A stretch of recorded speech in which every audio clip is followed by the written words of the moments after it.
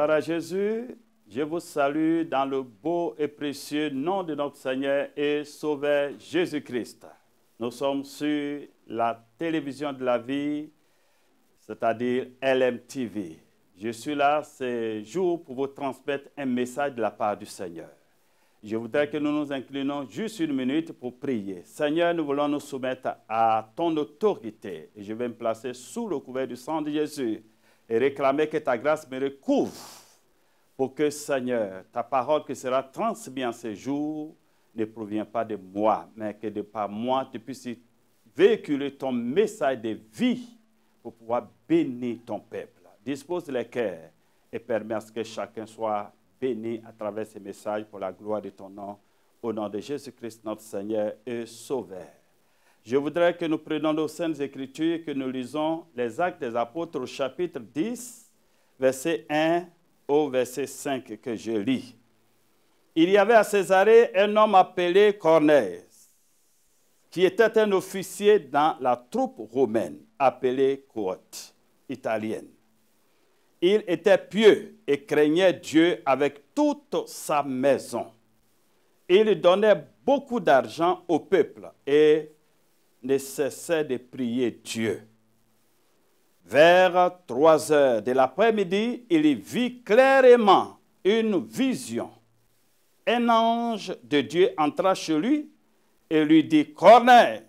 Il fixa les regards sur lui et rempli de crainte, répondit « Qu'y a-t-il, Seigneur ?» L'ange lui dit « Tes prières et tes dons que tu as fait sont montés devant Dieu. » Et il s'en est souvenu. Maintenant, envoie des hommes à Jaffa et fais venir Simon surnommé Pierre. Alléluia.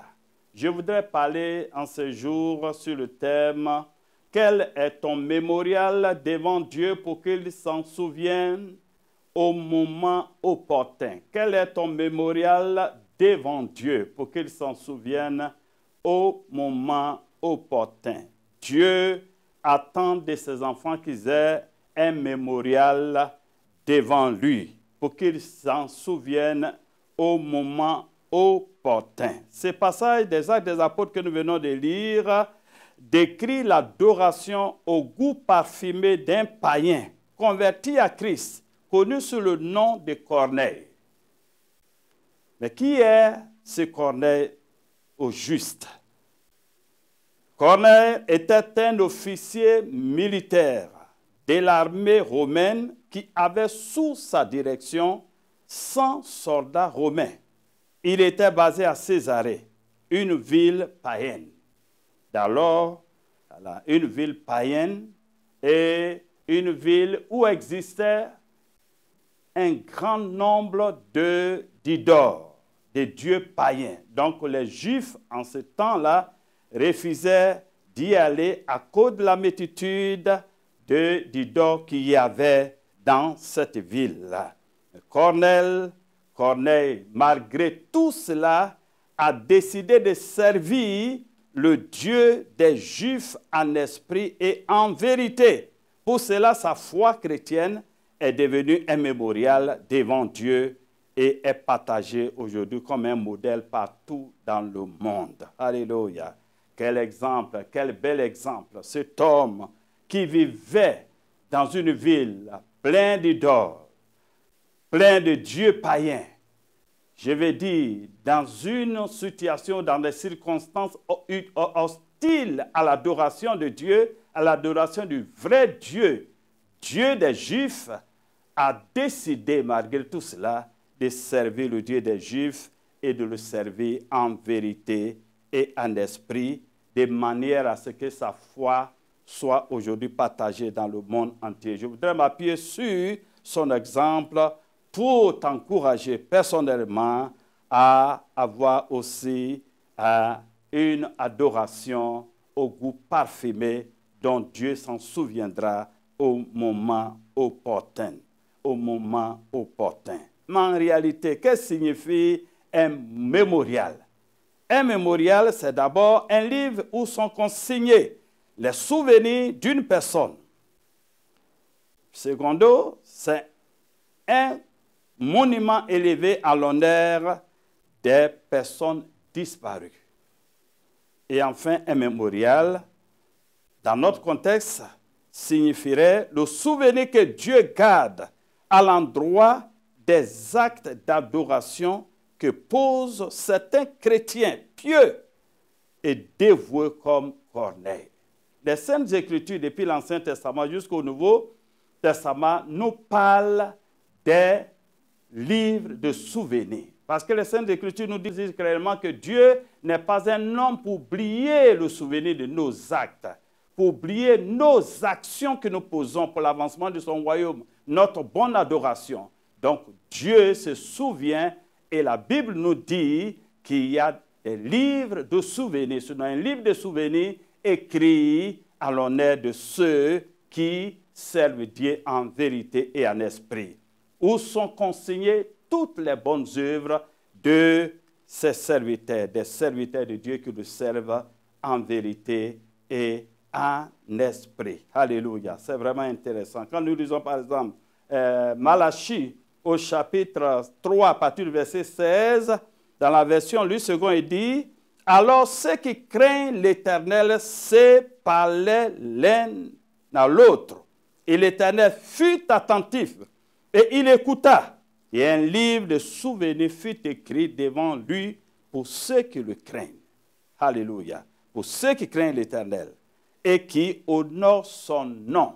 Il y a un livre de souvenirs pour ceux qui craignent l'Éternel et qui honorent son nom. C'est pourquoi je voudrais encourager quelqu'un, celui qui sème dans l'œuvre de Dieu, celui qui adore Dieu en esprit, en vérité, que ton adoration ne sera pas vaine dans le Seigneur, parce que Dieu en a un souvenir, où Dieu s'en souviendra. Dieu a un livre de souvenirs où sont consignées toutes vos bonnes œuvres et votre bonne adoration. Au verset 17 du même chapitre 3 du livre de Malachie dit « Ils seront à moi, dit l'Éternel des armées. Ils m'appartiendront au jour que je prépare. J'aurai compassion d'eux, comme un père, un homme a compassion de son fils qui le sert. Et vous verrez de nouveau la différence entre le juste et le méchant, entre celui qui sert Dieu et celui qui ne le sert pas. Alléluia! Gloire à Jésus.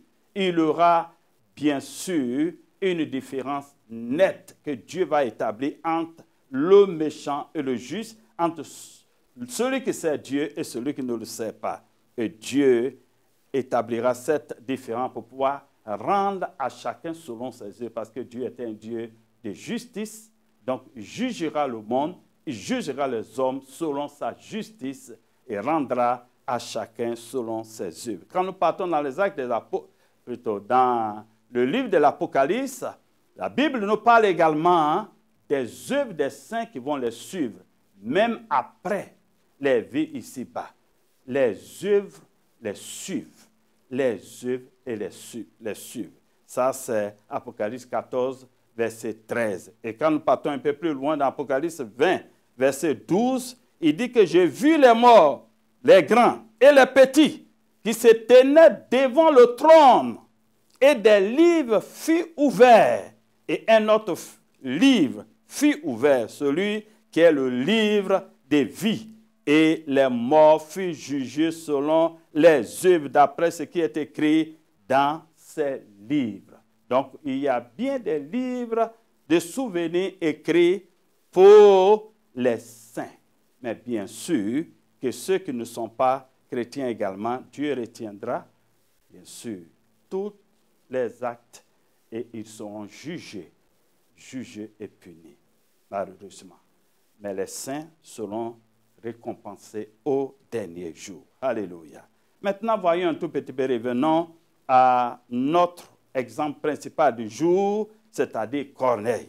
Quels sont les éléments, les principaux éléments de l'adoration de Corneille dont Dieu s'en est souvenu et en a accordé une bénédiction, il y allait une réponse au moment opportun. D'abord, les Saintes Écritures nous disent qu'il était pieux, c'est-à-dire qu'il avait un attachement fervent à Dieu. il respectait Dieu.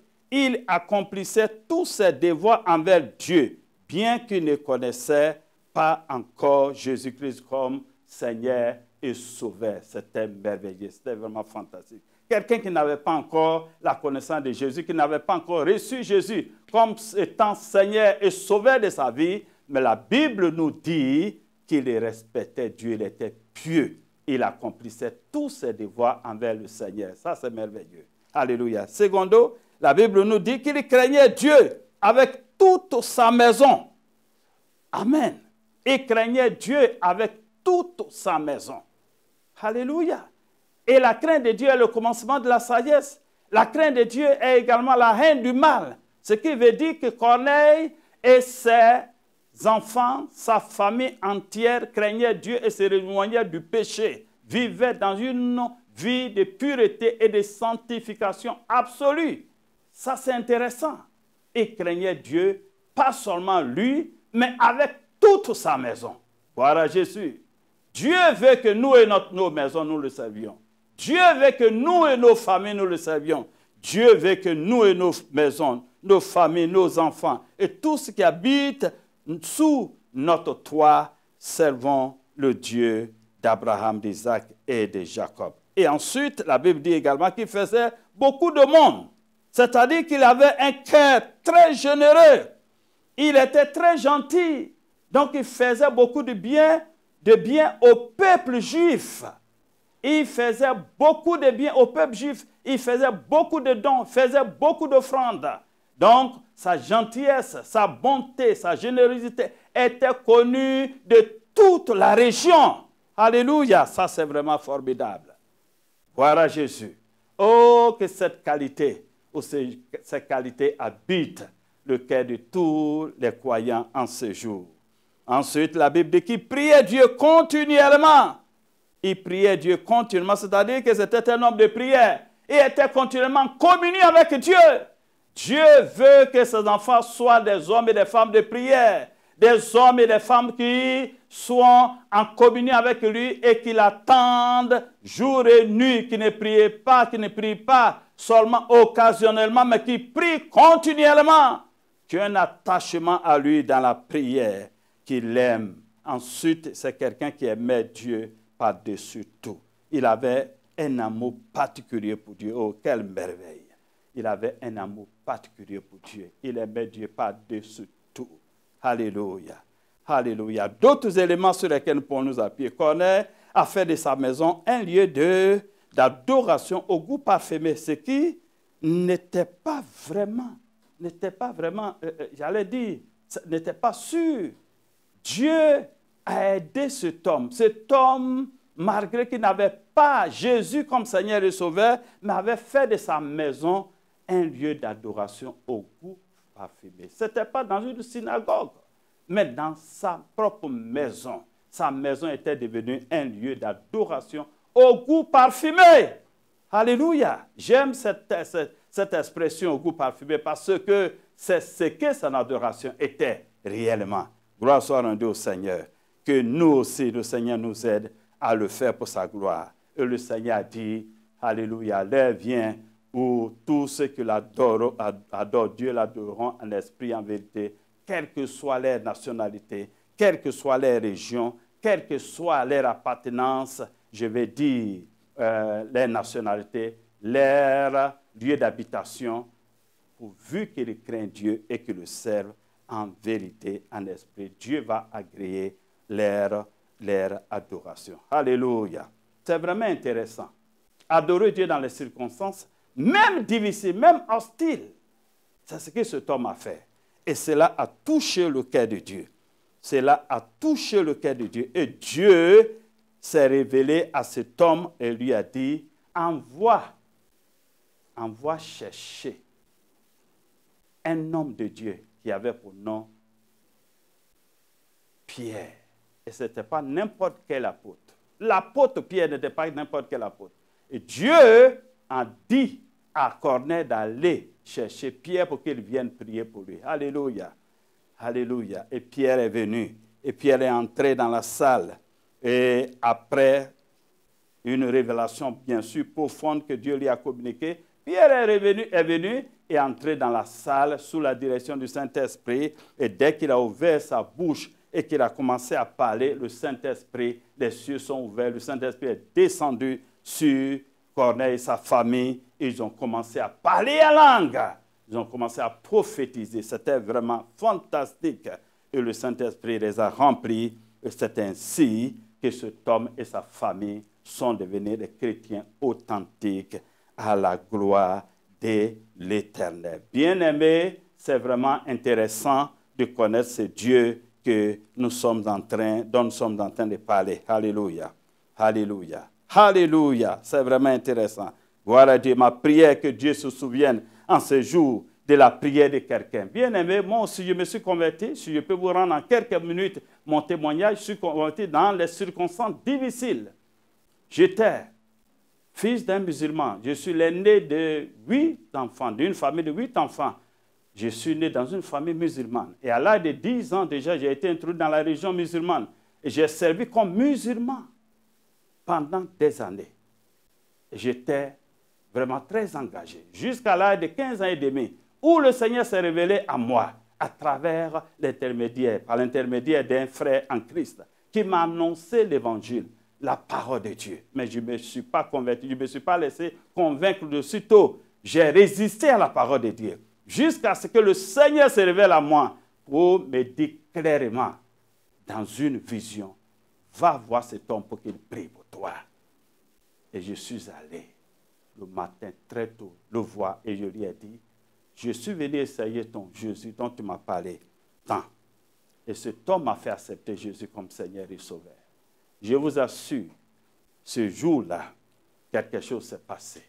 Un miracle s'est produit. Dès que j'ai reçu Jésus comme Seigneur et Sauveur de ma vie, et que je l'ai confessé, qu'il a fini de prier pour moi, ma vie n'a plus jamais été la même. Ma vie a changé à partir de ce jour et dans la suite du temps. Et ma vie n'a fait qu'être transformée de jour en jour, de semaine en semaine, de mois en mois et d'année en année. Alléluia. Je suis sorti en ce moment-là même de l'obscurantisme. Je suis sorti du pouvoir des ténèbres. Et j'ai senti que je n'étais plus la même personne au moment où je sortais de son salon. Ma vie a changé. Et les nouvelles sont parvenues aux oreilles de mon père qui m'a convoqué. J'ai été violemment persécuté. J'ai été convoqué, on m'a mis au centre. Il a convoqué, il a fait appel à tous ses amis musulmans qui étaient venus et m'ont mis au centre. Ils m'ont bombardé de questions, m'ont posé des questions de tout seul. Mais Dieu m'a accordé une sérénité exceptionnelle avec lesquelles j'ai répondu à toutes les questions. J'ai entendu, j'ai vu l'un des vieux s'approcher de mon père et lui chuchoter à l'oreille en disant, cessons parce que nous n'arriverons pas à le convaincre. Il est parti. Il est parti. On ne peut plus le ramener. Alors, mon père, j'ai vu une déception sur le visage de mon père. Mon père m'a régné à partir de ce jour. Je suis parti de cette maison, régné par mon père. Mais j'ai tenu bon. J'ai persévéré dans la foi chrétienne. J'ai été accueilli par des frères et sœurs de mon église qui m'ont entouré de leur amour, de leur affection. C'est ainsi que j'ai persévéré. Mais une parole que mon père a dit, avant de me laisser partir, il a dit, voilà, tu es l'aîné de la famille. Le fait que tu aies abandonné l'islam, ma religion, je sais que tes frères vont te suivre. J'ai dit dans mon cœur, alléluia, qu'il en soit ainsi. Et c'est ce qui s'est passé. Mes frères se sont convertis après moi. Ils se sont convertis un à un. Toute la famille s'est convertie. Ma mère s'est convertie. Certaines de mes oncles se sont convertis. Ma grand-mère maternelle s'est convertie. Bien-aimé, toute la famille s'est convertie. Et un jour, mon père, nous avons d'abord établi une église dans le village. Et je venais rendre visite de temps en temps. Et un jour, je suis venu visiter la famille. Mon père m'a convoqué. Il m'a dit, je me suis dit à moi, mais c'est la persécution qui allait continuer. Alors que ce n'était pas la persécution, c'était une bonne nouvelle. Mon père m'a dit, fils, je t'ai observé pendant toutes ces années. J'ai écouté des témoignages que les gens ont rendus de toi. Et j'ai fini par conclure que c'est toi qui as fait le bon choix. Alléluia. Ce jour-là, j'ai dit, gloire à Dieu. Alléluia. Si c'est moi qui ai fait le bon choix, gloire soit rendue au Seigneur. Alors, Père, qu'attends-tu pour te donner à Jésus? Il m'a dit, fils, tu sais, je suis converti dans cette religion depuis des années, mon jeune âge. Tout le monde me connaît dans ce village. Comment pouvoir changer en un instant et devenir chrétien? C'est difficile. Mais bien aimé, nous avons continué à prier pour le Père. Un seul jour, pendant qu'on faisait le culte dans le village, il est venu clandestinement dans sa tenue musulmane, venir s'asseoir au milieu des chrétiens.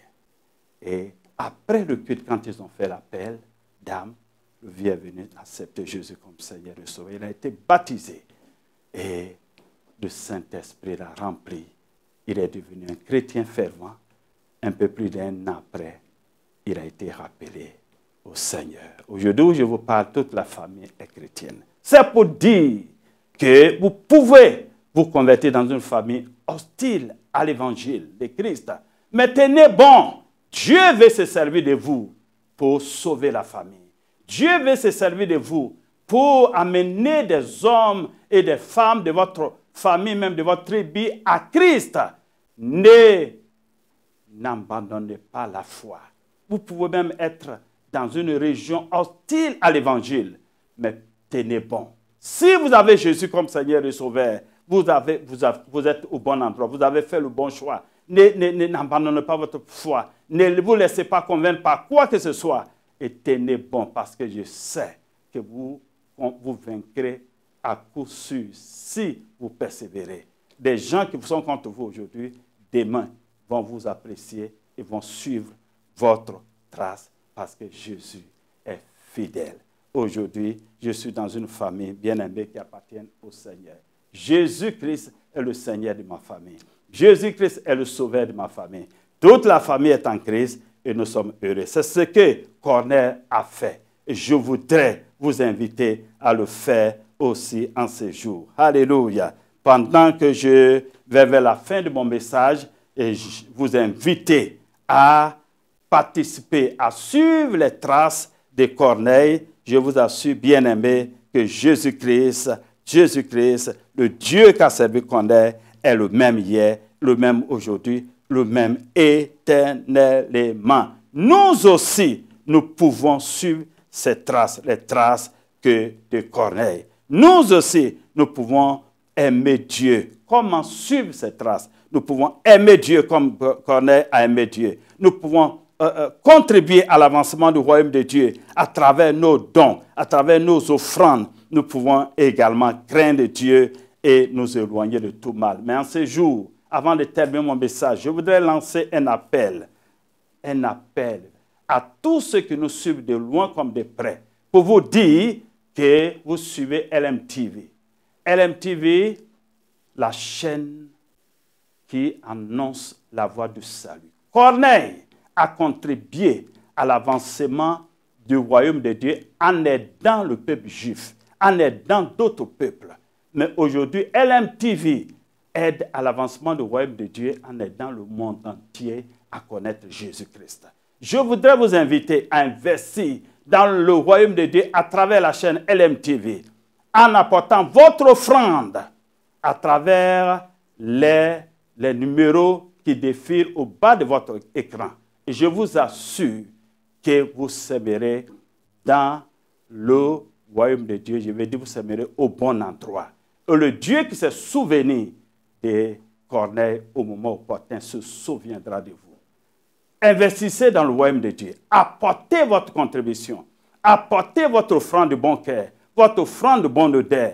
Et le Dieu de notre salut, le Dieu qui a servi Corneille, le Dieu qui s'est souvenu de Corneille, le Dieu qui a envoyé Pierre, d'abord son ange s'est révélé à Pierre, s'est révélé à Corneille, et ensuite qui a envoyé Pierre aller secourir et faire une prière exceptionnelle à l'endroit de cet homme pour qu'il reçoive tout ce qui lui manquait. Je suis sûr que ce Dieu se souviendra de vous et vos besoins. Il pourvoira vos besoins. Il exaucera vos vœux et il agira en votre faveur. Que Dieu bénisse tous ceux qui prendront cet engagement en ce jour et que Dieu exauce vos vœux les plus chers pendant que vous apprêtez à investir dans le royaume de Dieu à travers la chaîne LMTV. Soyez bénis soyez enrichis et soyez heureux. Que la grâce du Seigneur vous accompagne au nom de Jésus-Christ, notre Seigneur et Sauveur. Amen.